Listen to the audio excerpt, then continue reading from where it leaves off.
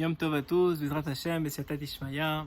Toujours un grand plaisir de se retrouver avec vous sur Israël Torah. Le sujet d'aujourd'hui, jugez bien. Alors bien sûr le sujet est très vaste. Il est beaucoup traité dans la Chassidoute et en particulier par Rabbi Nachman de Breslev. Le fait et la vérité, c'est qu'il y a trois façons de traiter le sujet. Parce qu'il y a trois aspects qu'on doit juger bien. Et on doit juger bien d'abord l'autre, évidemment, parce que, comme on a déjà parlé, c'est important, dit Rabbi Nachman, de pouvoir voir le positif chez l'autre, parce que c'est ça qui va le faire être vu bien d'en haut et qu'on va lui permettre de faire tchouva. Il faut tout d'abord, avant toute chose, se juger bien soi-même, parce que c'est ça qui va nous donner les forces de devenir des gens meilleurs. Mais le sujet que j'aimerais aborder avec vous maintenant, c'est la troisième catégorie, qui est en vérité peut-être la plus importante, mais si les deux premières ne sont pas faites, la troisième ne pourra pas se réaliser. La troisième catégorie, c'est juger bien Hachem. Alors vous devriez être un peu surpris. Comment ça, juger Hachem, qu'est-ce que ça veut dire? Eh bien, à chaque fois que vous jugez une situation qui vous arrive dans la vie, en vérité, vous êtes en train de juger Akadosh Baruch Hu. Parce que c'est lui qui vous envoie la situation. Et quand vous vous plaignez et vous critiquez la situation qui vous arrive, et pourquoi ça m'arrive à moi, et pourquoi c'est ça, et puis c'est pas bien, et je regarde l'autre, qu'est-ce qu'il a? Alors à ce moment-là, qui vous critiquez en vérité? Vous critiquez Hachem. Quand ils ont envoyé les Meragelim, les explorateurs en terre d'Israël, et qu'ils ont malheureusement dit tellement de mauvaises choses sur une terre si belle qu'on voit aujourd'hui, qui est la plus belle terre qui existe au monde, vraiment pour ceux qui ont le srout de vivre ici, Ashrehem Atofrekem, et ceux qui n'ont pas encore, qui prient et qui fassent tout pour venir sous ce soleil d'Eretz Israël. Mais quand quelqu'un il parle mal, quand les Meragelim ils ont mal parlé d'Hachem, parce que c'est Hachem qui a promis, qui a donné la terre, c'est lui qui l'a créée, c'est lui qui la sustente, c'est lui qui lui donne, nous donne tout. Donc quand on se plaint de quelque chose, en vérité, c'est parce qu'on juge mal la chose, et qui on juge mal en vérité, c'est Hachem Yitbarach, lui-même qu'on juge mal. Alors il y a une histoire dans la Gemara qui est rapportée au nom de Rabbi Akiva. Rabbi Akiva, un jour, il est arrivé dans une ville, il était en voyage, il s'est arrêté dans une ville, il pensait, comme à son habitude, qu'on allait l'inviter pour dormir. Donc il arrive à la ville, il tape à une première porte, il s'assoit, d'abord il attend pour voir si quelqu'un l'invite, personne l'invite.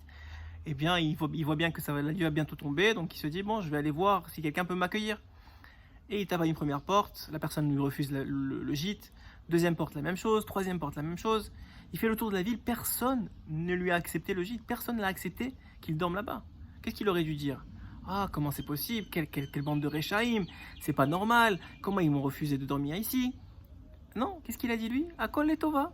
Tout est pour le bien. Tout est pour le bien. Si je ne dois pas dormir ici, ben j'irai moi. Il avait trois choses avec lui. Une bougie, un coq, une bougie pour étudier la Torah la nuit, un coq pour finalement se réveiller le matin, et un âne pour transporter ses affaires et lui-même. Avec son coq, son âne et sa bougie, mais il a dit, bon, si c'est à la volonté d'Hachem, c'est que c'est pour le bien. Donc moi je vais aller m'allonger en dehors de la ville. Il y avait une petite forêt. Il a pris un transat, il s'est allongé dessus et il a commencé à étudier la Torah. La nuit est tombée et puis il y a un grand vent qui vient tout à coup. Vraiment bizarre. Il éteint la bougie. Une première fois, une deuxième fois, une troisième fois, jusqu'à qu'il a plus de quoi allumer la bougie. Il dit bon, Akol et Tova, tout est pour le bien.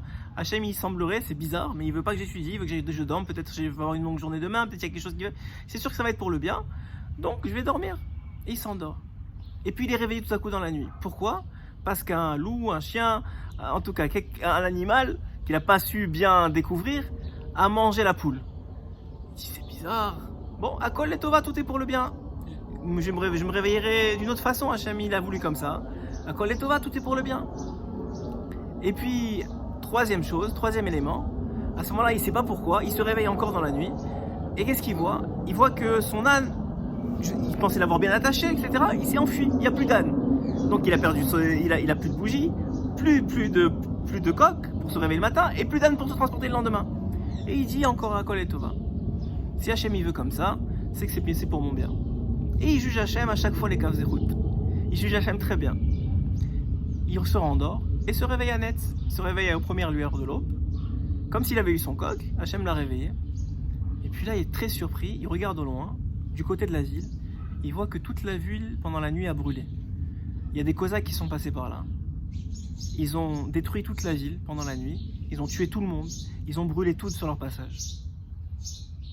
Et à ce moment-là, il réalise, si j'avais eu ma bougie, ils m'auraient vu, il y aurait eu une lumière dans la forêt, ils auraient vu que j'étais là. S'il y avait eu mon coq, il aurait fait du bruit, ou mon âne, ils auraient fait du bruit, et ils auraient vu que j'étais là, ils m'auraient tué.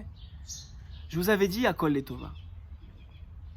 Et à ce moment-là, l'histoire dans la Gemara finit, mais il y a un Ben Yehoyada, le Ben Ishraï, qui pose une question extraordinaire.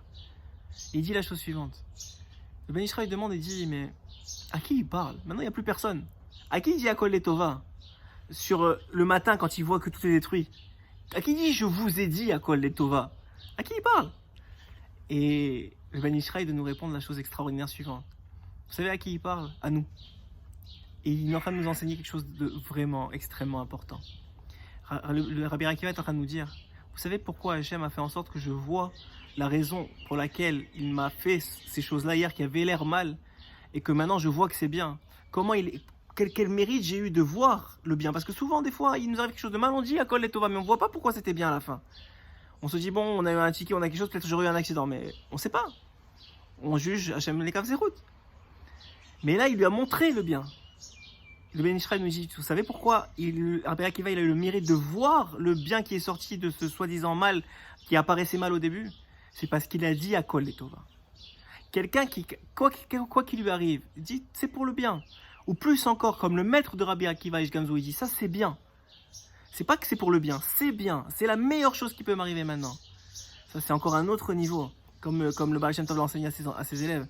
Ish Gamzu c'est un niveau encore plus élevé. C'est Gamzu Letova, ça veut dire même ça, c'est bien. C'est pas seulement c'est pour le bien demain, c'est bien ce qui m'arrive. C'est la meilleure chose qui peut m'arriver. Et pourquoi c'est beaucoup plus élevé? Parce qu'on peut à ce moment-là profiter au maximum de la situation, parce qu'on sait que c'est la meilleure pour nous. Donc en vérité, même Rabbi Akiva, il a eu le mérite de voir le bien par ce qu'il a dit à Kol Letova. Ish Gamzu, il avait le mérite de voir le bien qui arrive maintenant, pas demain. Pas quand la situation elle est finie. Il voit le bien qui arrive. Pourquoi? Parce que lui, il disait Gamzo Letova. Même ça, c'est bien. La première chose qu'on doit se travailler, et bien sûr que ça passe par se juger positivement soi-même et se juger les autres positivement. Mais le but, c'est d'arriver à juger Hachem positivement, à tout prendre avec le sourire, à savoir que Hachem, il fait le mieux, le meilleur possible. Même si on faisait tous les calculs inimaginables, on avait une intelligence extraordinaire pour prévoir notre vie, elle ne serait pas aussi bien faite que la vie que nous a donnée Hachem, que la femme que nous a donnée Hachem, que les enfants que nous a donnés Hachem, que le travail que nous a donné Hachem, que la kippa que nous a donné Hachem. Chaque chose qu'on reçoit, c'est parce que c'est la meilleure chose pour nous. Sa source est dans les rolamot, et dans les mondes infinis, nos tikkunim, nos anciennes vies. La raison pour laquelle on est venu ici, tout est calculé dans les millimètres près. Et les interactions avec chaque personne est calculée pour nous faire du bien. Et le bien absolu, le bien éternel. Amen, Ken Yiratzon.